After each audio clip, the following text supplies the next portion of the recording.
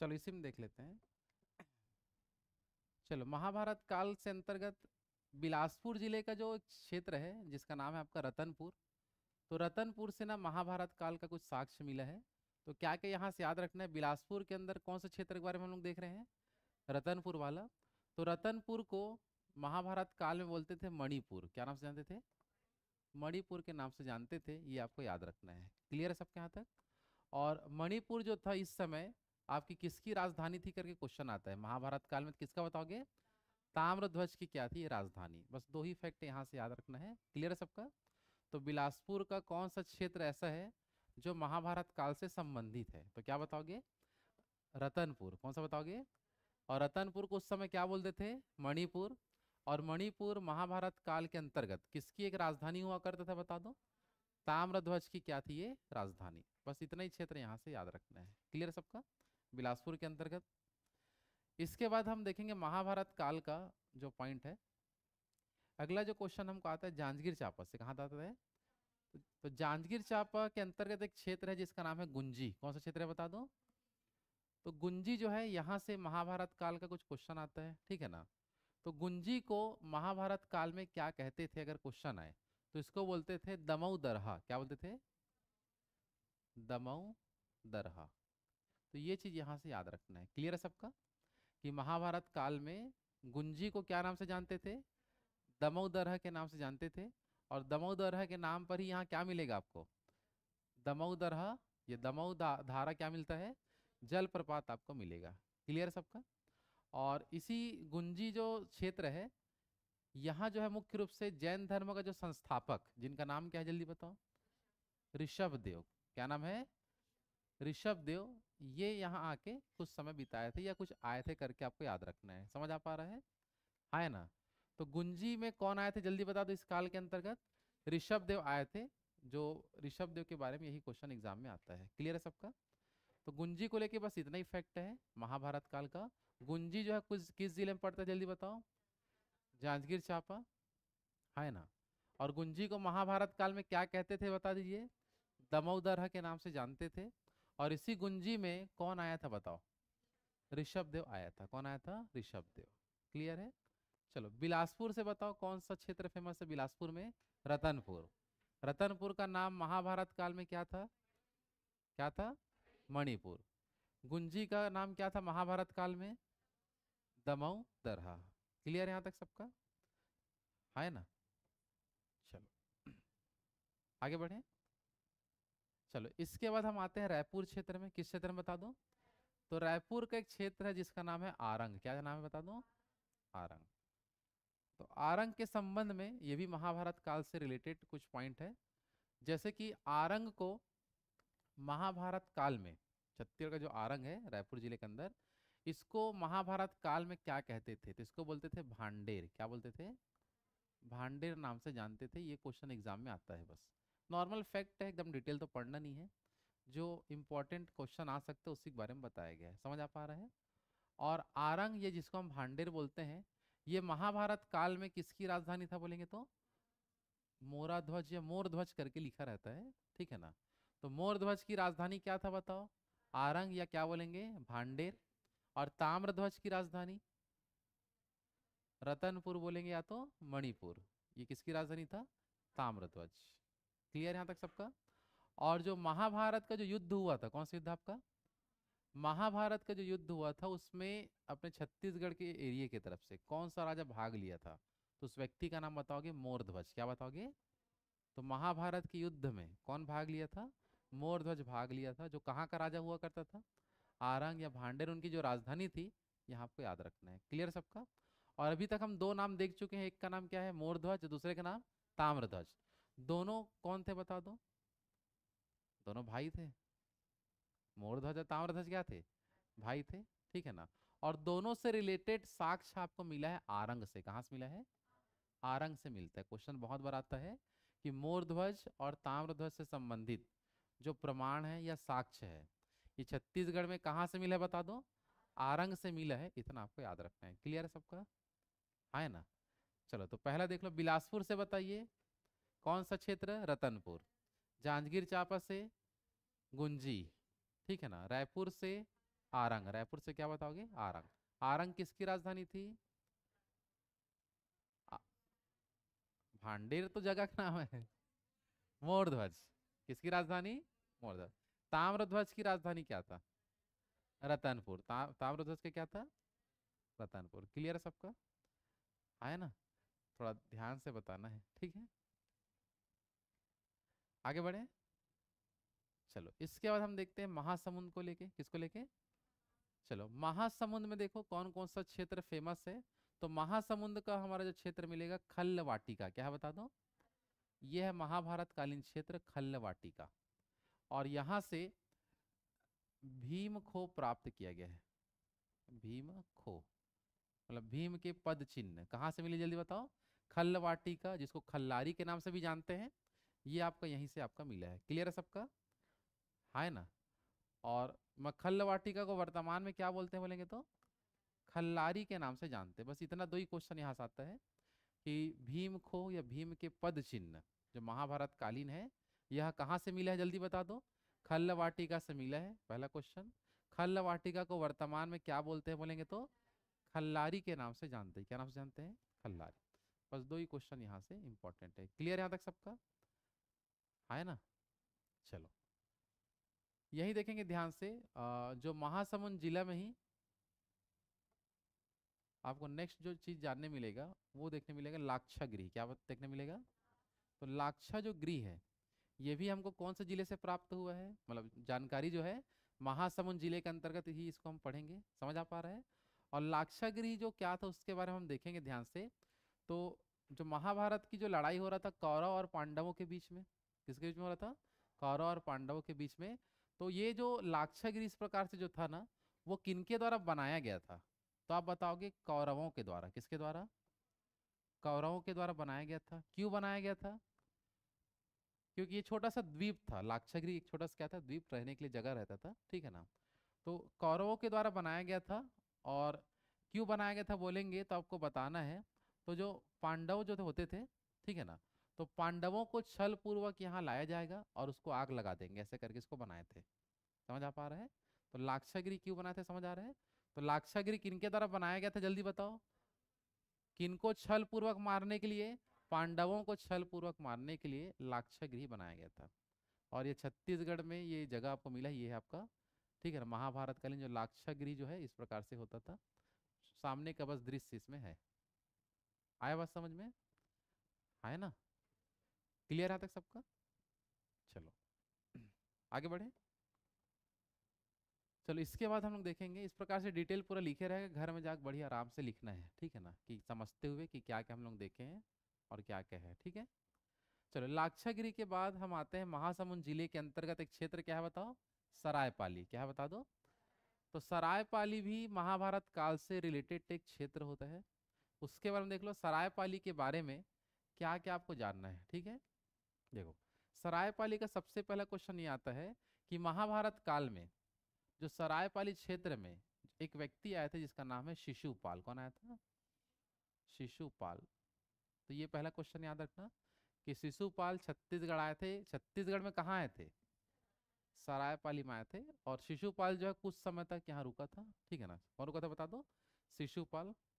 आ रहा बात समझ में? है ना। और कुछ समय तक यहाँ क्या किया था, शासन भी किया था, कुछ समय तक ये राज भी किया था। कौन आपका? शिशुपाल, ठीक है। और मुख्य रूप से बोलते हैं कि शिशुपाल अपनी राजधानी किसको बनाया था? सरायपाली को बनाया था, ठीक है ना। और महासमुंद जिले में ये जो पर्वत आपको दिख रहा है इतना बड़ा, इस पर्वत का ही नाम ही है शिशुपाल पर्वत। कौन सा पर्वत? तो शिशुपाल के नाम पर ही पर्वत का भी नामकरण किया गया है, क्योंकि इसी क्षेत्र में उनका खुद निवास था। तो क्वेश्चन एग्जाम में आता है कि महासमुंद जिले में कौन सा इनमें से, मतलब शिशुपाल पर्वत कौन से जिले में स्थित है करके क्या बताओगे? महासमुंद जिले में स्थित है। और ये कौन सा कालीन क्षेत्र है, एक प्रकार का महाभारत कालीन क्षेत्र है। ये आपको याद रखना है। क्लियर यहाँ तक सबका? तो सरायपाली से देखो क्या क्या आपको याद रखना है। तो सरायपाली में किनका शासन होता था? शिशुपाल का, महाभारत काल में। और शिशुपाल के नाम पर ही मुख्य रूप से कौन सा एक पर्वत वहां मिलेगा? शिशुपाल पर्वत इस प्रकार से मिल जाता है। आया बात समझ में? आया ना?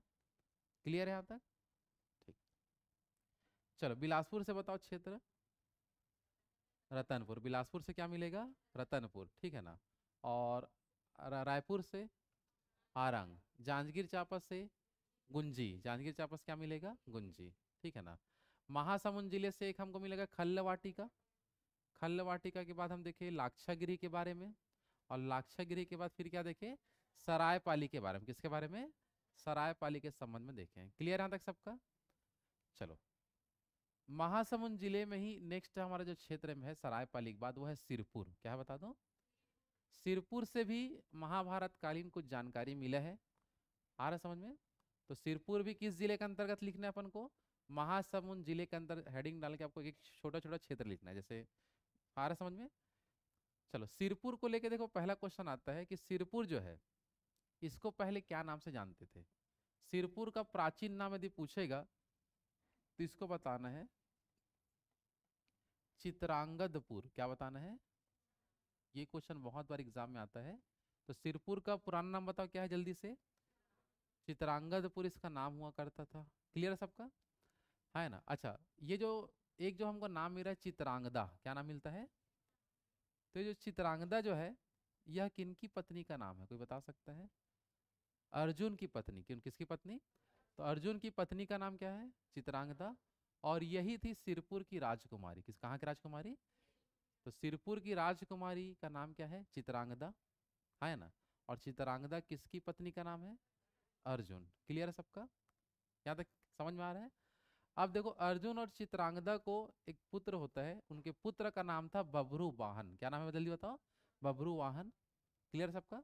तो बभ्रु वाहन किनके पुत्र का नाम है जल्दी बताओ, अर्जुन अर्जुन के पुत्र का नाम क्या था, बभ्रु वाहन। यहाँ तक क्लियर है कि नहीं जल्दी बताओ, है ना। और सिरपुर में चित्रांगदा के बाद शासन किसका चालू हो जाता है, बभ्रु वाहन का। किसका चालू हो जाता है।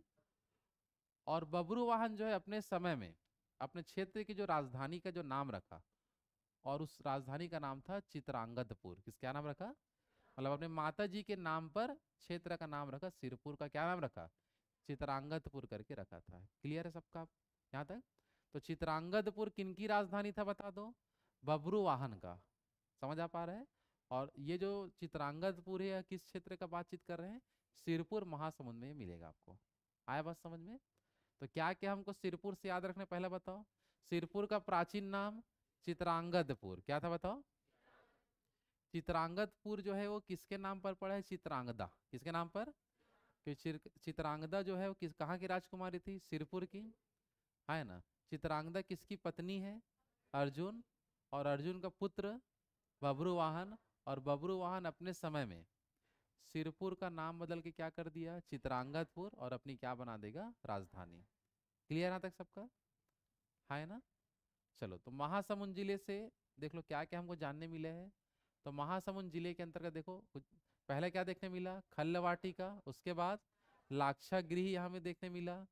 लाक्षागृह के बाद सरायपाली में कौन सा पर्वत है, शिशुपाल पर्वत, ये भी आपको याद रखना है।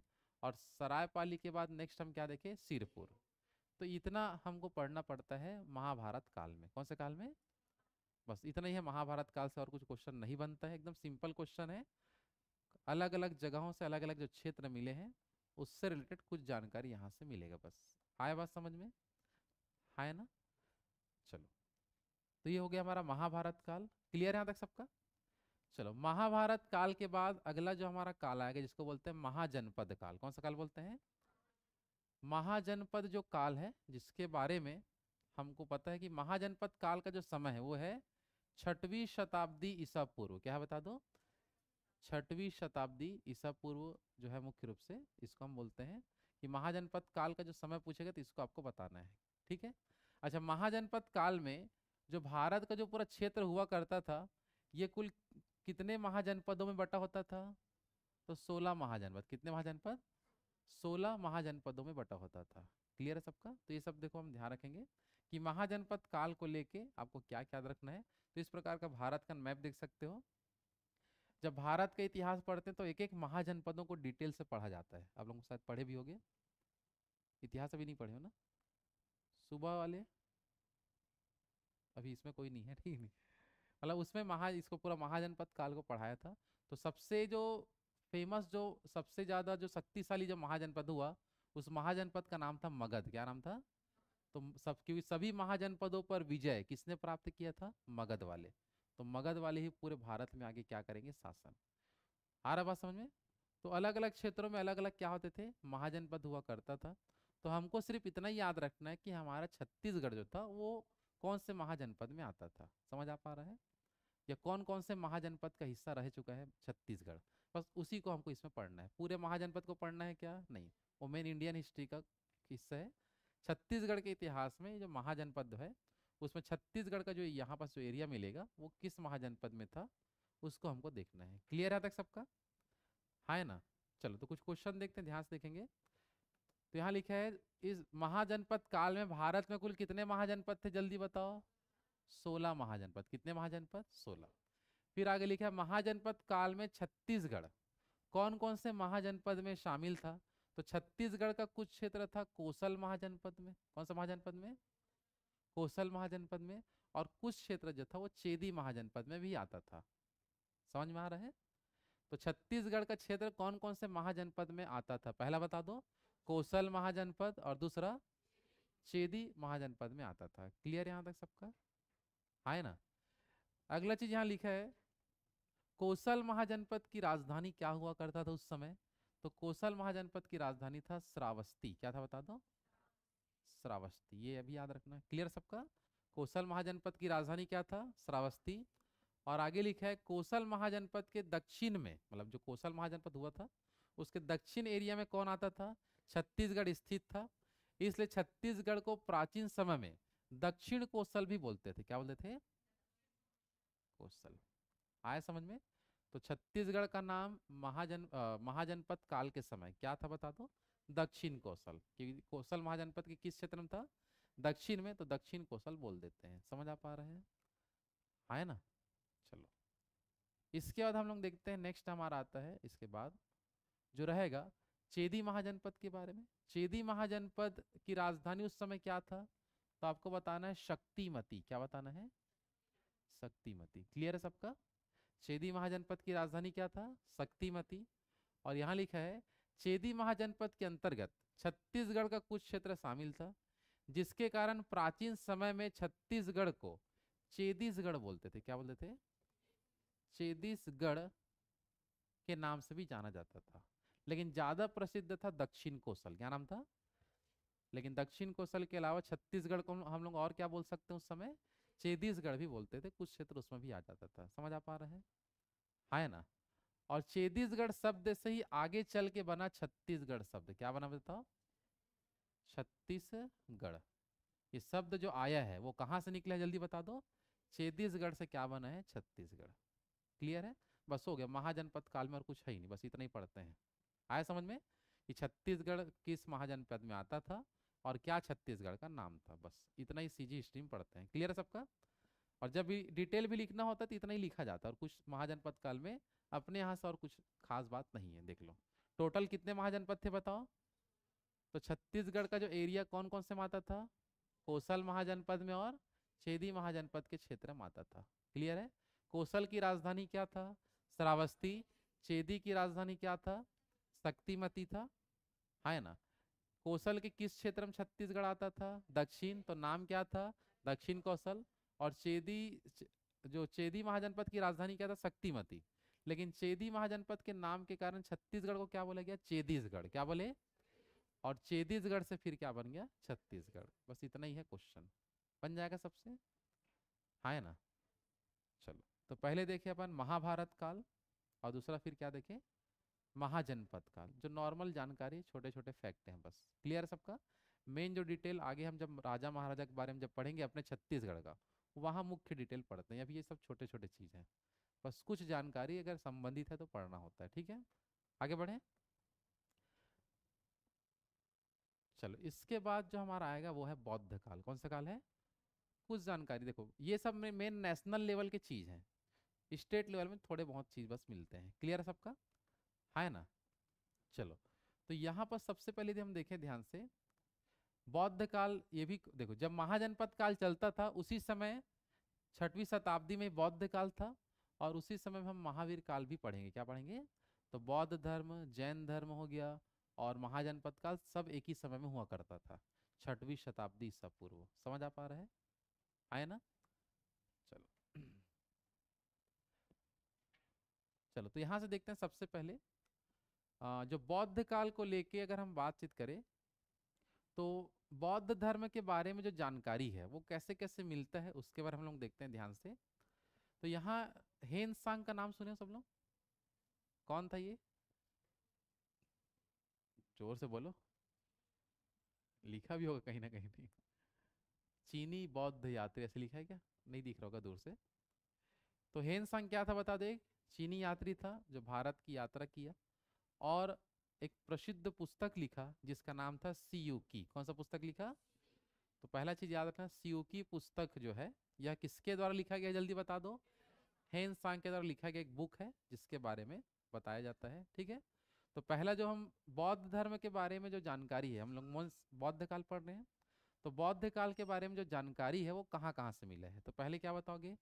सियूकी पुस्तक में हमको कुछ प्रमाण मिला, और यहाँ पर जो बौद्ध जो ग्रंथ है, बौद्ध धर्म का जो ग्रंथ है जिसका नाम है अवदान शतक। क्या नाम है जल्दी बताओ।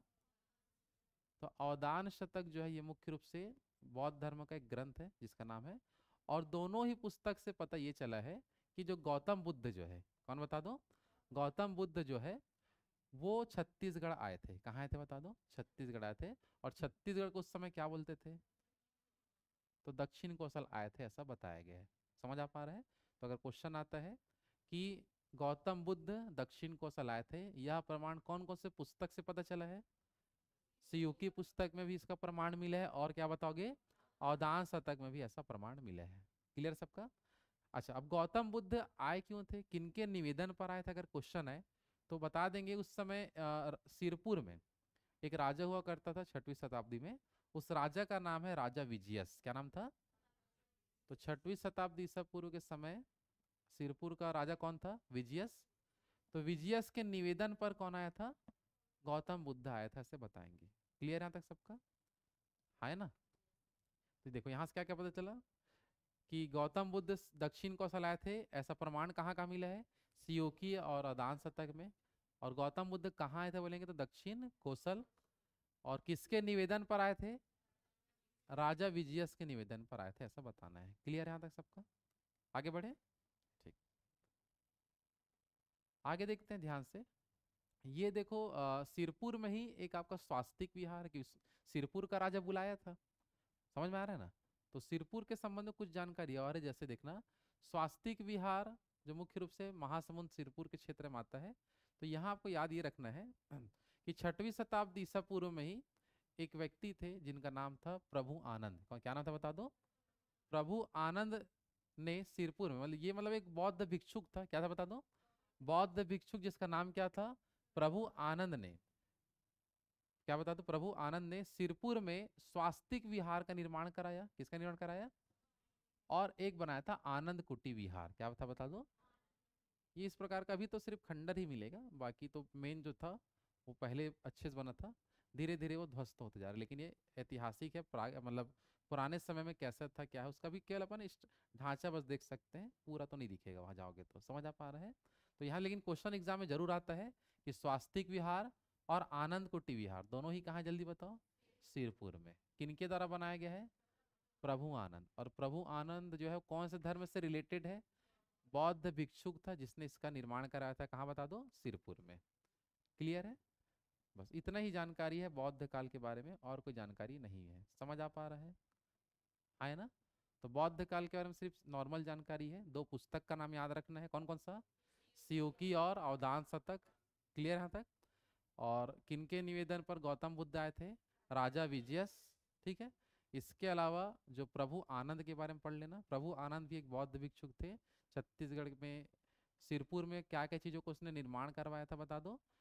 तो आनंद को, एक तो स्वास्तिक विहार है और दूसरा आनंद कुटी विहार का निर्माण करवाया था। क्लियर है सबका? बन जाएगा। चलो अगला पॉइंट हमारा आता है महावीर काल। कौन सा काल है? या जिसको हम जैन धर्म के अंतर्गत पढ़ते हैं, महावीर के बारे में। ठीक है, महावीर काल बोले या जैन धर्म का बात करें तो ये भी कौन सा समय था बता दो? ये भी तो 6वीं शताब्दी ईसा पूर्व में तीन चीज पढ़ा जाता है। पहले महाजनपद काल, फिर बौद्ध धर्म और तीसरा जैन धर्म, या महावीर काल बोल सकते हैं। क्लियर है तक सबका? तो यहाँ से देख लो क्या क्या चीजें हमको याद रखना है। सबसे पहले अगर देखें तो जैन धर्म में कुल कितने तीर्थंकर हुए थे बताओ? 24 तीर्थंकर हुए थे। उसमें से कुछ तीर्थंकरों का साक्ष्य छत्तीसगढ़ से मिला है, तो उनके बारे में बस पढ़ना है, और कुछ इसके बारे में कोई जानकारी नहीं है कि जैन धर्म में टोटल कितने तीर्थंकर हुए थे। 24 तीर्थंकर थे जो धर्मों को लेके पूरा बताते थे, जगह जगह जाके। समझ आ पा रहा है? और अपना जो भी मन की जो विवेचना है वो जनता के सामने रखते थे, तो उन्हीं सबको हम क्या बोलते थे? तीर्थंकर, धर्म गुरु बोल सकते हैं अपन जैन धर्म में। आया बात समझ में? तो कुल कितने तीर्थंकर हुए थे? 24 तीर्थंकर हुए। उसमें से कुछ तीर्थंकरों के बारे में आपको पढ़ना है, जैसे कि सबसे पहला तीर्थंकर का नाम क्या है? ऋषभ देव। क्या है बता दो? तो ऋषभ देव के बारे में जो जानकारी, सिर्फ इतना याद रखना है कि ऋषभ देव के बारे में के संबंध में, ये इसको अलग अलग हम और डिटेल से देख सकते हैं, ठीक है ना? लाइन्स हम देखें किसके किसके बारे में आपको यहाँ ध्यान रखना है। तो ऋषभ देव के बारे में आपको पहला क्या क्वेश्चन याद करना है कि जैन धर्म का प्रथम तीर्थंकर करके भी क्वेश्चन एग्जाम में दे देता है, तो किसका नाम बताओगे? ऋषभ देव। क्लियर है? ऋषभ देव छत्तीसगढ़ आए थे, और छत्तीसगढ़ के किस क्षेत्र में आए थे? अभी अभी कुछ समय बताया था, तो गुंजी क्षेत्र में। किस क्षेत्र में? गुंजी में आया था। ये बात सबको याद रहेगा, है ना? गुंजी को ही क्या बोलते थे? दमऊ दरहा। गुंजी किस क्षेत्र में आता है? तो जांजगीर चांपा जिले में आता है। तो अगर क्वेश्चन आता है ऋषभ देव से संबंधित साक्ष्य छत्तीसगढ़ में कहाँ मिला, तो क्या बताओगे? गुंजी में मिले हैं, बस, और कोई खास बात नहीं है। क्लियर है सबका? आगे बढ़े। ठीक। ऋषभ देव के बाद नेक्स्ट जो हमारा आता है शांतिनाथ। क्या आता है बताओ? ये कौन से नंबर के तीर्थंकर थे बताओ? 16वें नंबर के तीर्थंकर थे।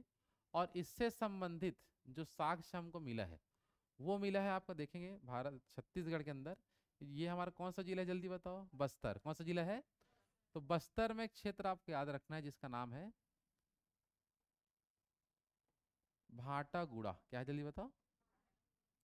तो भाटागुड़ा करके जो क्षेत्र है वहां से किसका साक्ष्य मिला है बता दो? शांतिनाथ का साक्ष्य मिला है। क्लियर है सबका? चलो, ऋषभ देव का साक्ष्य बताओ कहाँ से मिला है? ऋषभ देव का गुंजी, शांतिनाथ का भाटागुड़ा। शांतिनाथ का भाटागुड़ा कहाँ है बताओ? बस्तर है। भाटागुड़ा कहाँ है? बस्तर। क्लियर है? चलो आगे आते हैं। नेक्स्ट हमारा है पार्श्वनाथ। क्या है बता दो? चलो, पार्श्वनाथ जो थे वो कौन से नंबर के तीर्थंकर थे? 23वें नंबर के तीर्थंकर थे। और इनके बारे में जो साक्ष्य हमको छत्तीसगढ़ में दो जगह से मिला है। पहला जो हमारा जो जगह है ये है, कौन सा जिला बता दो? ये बालोद जिला। बालोद के ऊपर क्या आएगा? दुर्ग। तो दुर्ग में एक क्षेत्र आपको मिलेगा, नगपुरा करके है। कौन सा क्षेत्र है? नगपुरा। ठीक है ना? दुर्ग का कौन सा क्षेत्र है? ये हमारा हो जाएगा। दिख रहा है कि नहीं दिख रहा है? नहीं दिख रहा है क्या?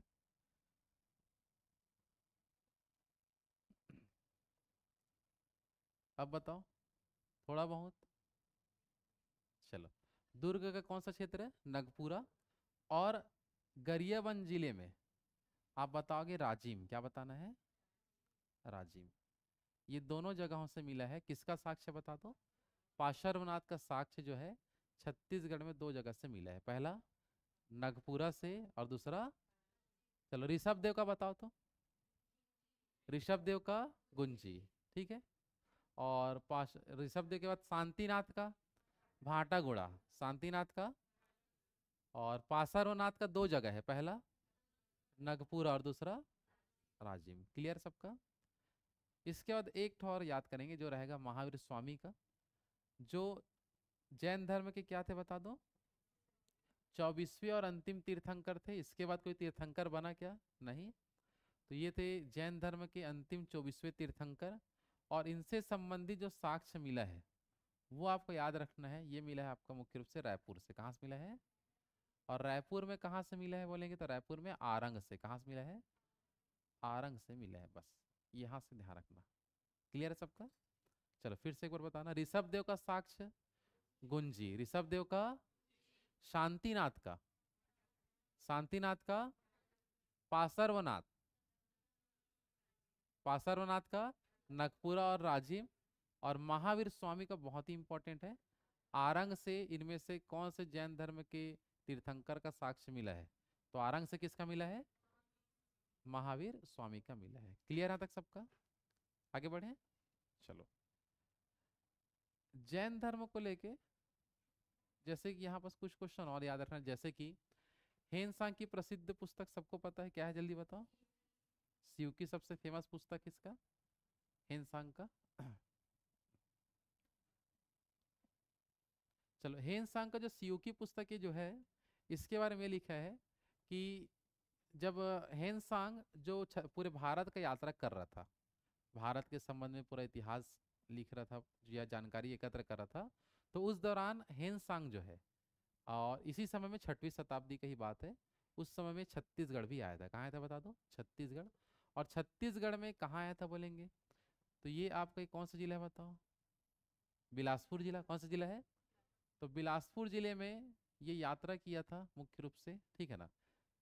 नहीं नहीं, हाँ ठीक है, बिलासपुर में अगर हम देखें तो बिलासपुर का एक क्षेत्र है मल्हार। कौन सा क्षेत्र है? तो मल्हार की यात्रा किया था। किसकी यात्रा किया था? और सिरपुर कहाँ है जल्दी बताओ? यह महासमुंद है क्या? हाँ, है ना? तो महासमुंद में क्या बताएंगे? सिरपुर। क्या बता दो? सिरपुर। तो हेनसांग जो है, अगर हम देखें, सिरपुर और मल्हार की यात्रा किया था। और इसके समय छत्तीसगढ़ में शासक कौन था? छत्तीसगढ़ मुख्य शासक कौन था? तो उस व्यक्ति का नाम क्या बताएंगे? महाश्रीगुप्त बालार्जुन। क्या बताओगे? महाश्रीगुप्त बालार्जुन है। तो कुल मिला के आपको सिंपल ये पता होना चाहिए कि हेनसांग छत्तीसगढ़ आया था। छत्तीसगढ़ में कहाँ कहाँ का यात्रा किया था हेनसांग बता दो? एक मल्हार का यात्रा किया और दूसरा सिरपुर की यात्रा किया, ठीक है। अब उस समय छत्तीसगढ़ को अपने पुस्तक में क्या नाम से लिखा? कि उस समय छत्तीसगढ़ लिखा नहीं था, छत्तीसगढ़ नाम तो बाद में बना ना।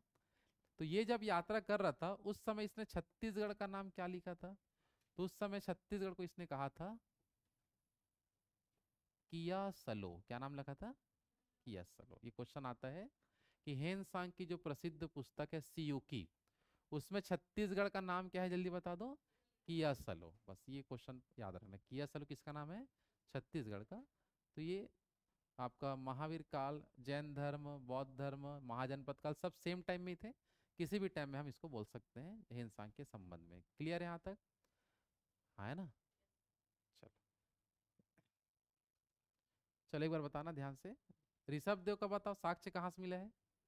गुंजी से। शांतिनाथ का भाटागुड़ा, पासरवनाथ, नागपुरा और राजिम, महावीर स्वामी का आरंग।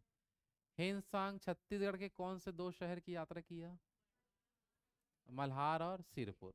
उस समय छत्तीसगढ़ का शासक कौन था?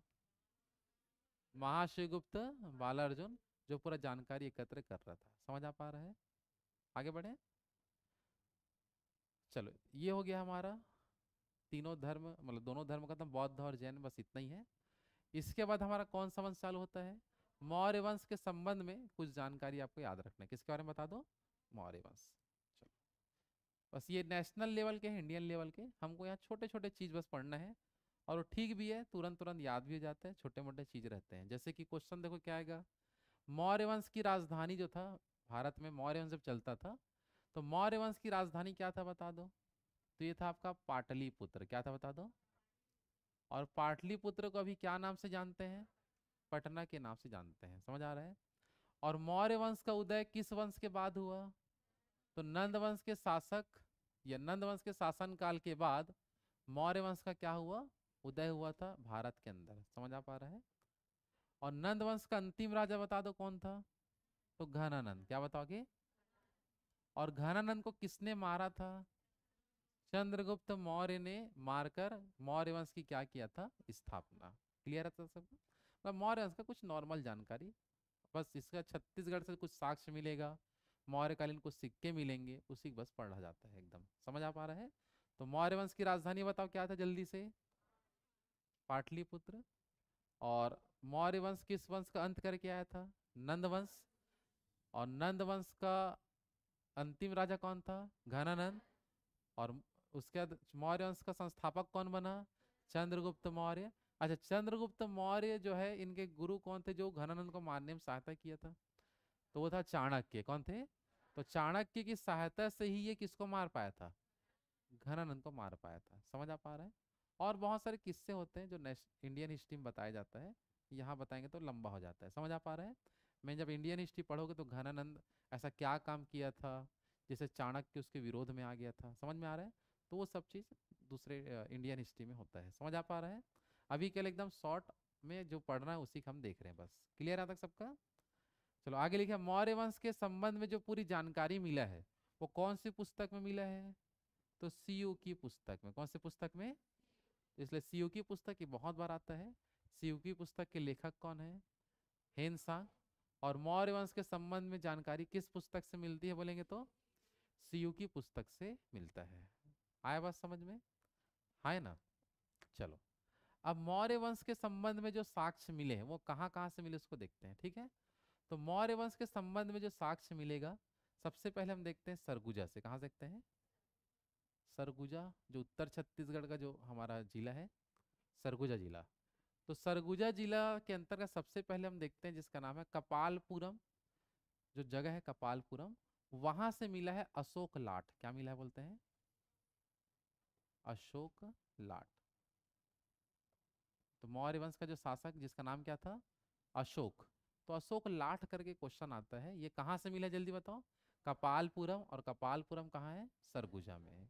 क्लियर है तक सबका? साथ ही साथ यहाँ हम जो गुफाओं के बारे में देखते हैं, तो एक प्रसिद्ध गुफा था जिसका नाम था जोगी मारा। कौन सा गुफा? एक है आपका सीता बेंगरा। कौन सा? सीता बेंगरा। तो जोगी मारा और सीता बेंगरा की गुफाओं से मौर्यकालीन भित्ति चित्र, मतलब दीवालों में जो लिखे होते हैं भित्ति चित्र, और लेख प्राप्त हुए हैं। क्या प्राप्त हुए हैं? लेख। अगर क्वेश्चन एग्जाम में आए कि मौर्यकालीन भित्ति चित्र और जो लेख है वो कहाँ से मिले, तो क्या बताओगे?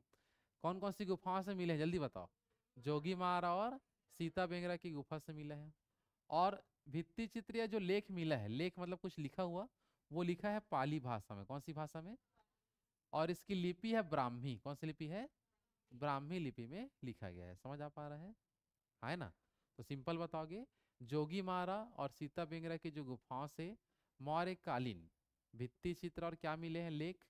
जिसकी भाषा क्या है बताओ? भाषा पाली। और लिपि, लिपि क्या है? ब्राह्मी। क्लियर है यहाँ तक सबका? है ना? साथ ही साथ देखेंगे यहाँ पास जो जोगी मारा जो गुफा है, इसी गुफा को कहा जाता है छत्तीसगढ़ की अजंता। क्या बोलते हैं? वैसे मेन अजंता की गुफा तो महाराष्ट्र में है। कहाँ है बता दो? तो उसकी तुलना छत्तीसगढ़ में हम किस गुफा से कर सकते हैं? जोगी मारा गुफा से कर सकते हैं। आया बात समझ में? तो छत्तीसगढ़ की अजंता किस गुफा को कह सकते हैं? जोगी मारा गुफा को कहते हैं। समझ आ पा रहा है? क्योंकि इस जोगी मारा, सीता बेंगरा, इनमें मौर्य काल के बहुत ही अधिक जानकारी यहाँ से मिला है। ये दिख रहा है कौन सा गुफा है जल्दी बताइए? कौन सा गुफा है? जोगी मारा गुफा है, जो किस जिले के अंतर्गत आता है? सरगुजा जिला। आया समझ में? कोई गया हो यहाँ? जोगी मारा गुफा,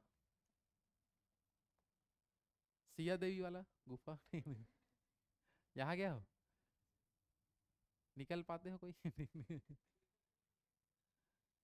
देख लो भाई, ठीक है, अपने अपने हिसाब से। चलो आगे देखें थोड़ा सा और कुछ जानकारी। जैसे सीता बेंगरा की जो गुफा है, इसकी खोज कब और किसने किया था? तो इसकी खोज किसने किया था बता दो? तो उस व्यक्ति का नाम है कर्नल औसले। क्या नाम है जल्दी बताओ? कर्नल औसले ने किसका खोज किया था? सॉरी, मैं गलत बोल दिया। सीता बेंगरा गुफा की खोज किसने किया था? कर्नल औसले ने किया था। और कब किया था? 1848 में किया था। और यहाँ से प्राप्त किए गए लेखों का अध्ययन, जो वहाँ दीवालों में जो लिखे हुए कुछ चीज मिले हैं, तो लेखों का अध्ययन किसने किया है? तो कोई नाम बता सकते हो उसका? तो उसका नाम है सतलाल कपरे। क्या नाम है जल्दी बताओ? सतलाल कपरे नामक जो आदमी है, उसने उसका क्या किया? अध्ययन किया है। गुफा को किसने खोजा? सीता बेंगरा गुफा की खोज किसने किया है? कर्नल औसले ने किया। देख सकते हो सीता बेंगरा जो गुफा है, अंदर जाएंगे तो इस प्रकार से एंट्री करेंगे तो पूरा गुफा के अंदर मंच मिलेगा, बैठने की जगह सिंहासन मिलता है। सामने इधर जाएंगे तो कुछ पानी वानी रखने की जगह भी रहता था। समझ आ पा रहा है? तो बहुत ही दृश्य, जब गुफा के अंदर जाएंगे तो बहुत बड़ा क्षेत्र मिलता है। उस समय का बहुत प्रसिद्ध क्षेत्र था प्राचीन काल में।